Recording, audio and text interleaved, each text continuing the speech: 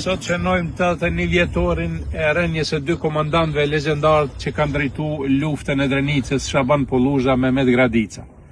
Pas homazheve paranvorit të Shaban Polluzhës, erdhëm këtu me një grup shoksh të shoqëruar nga komandant lavdishëm të ushtrisë ligjore të Kosovës, që janë dy pjesëtar këtu të njohur, familja e Idris Seferit, partizan ndërimet para monumentit, para vorrit të Mehmet Gradicës, një strateg i luftës, i cili ka qenë pa kompromis në luftën kundër armikut.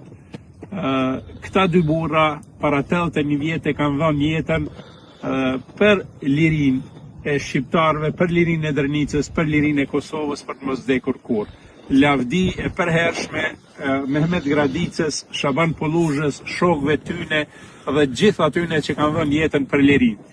Deri në ushtrinë shterimtare të Kosovës, këtu kemi komandantin Rambon e njohur, siç e njohim ne, së bashku me vllaun, me familjan e Idris Seferit, me komandantin Arton Hotin, dhe të gjithë bashk dërgojmë një mesazh që ne nuk guxojmë t'i harrojmë këto sakrifica sublime që dhanë jetën për çështjen e kombit tonë. Lavdi.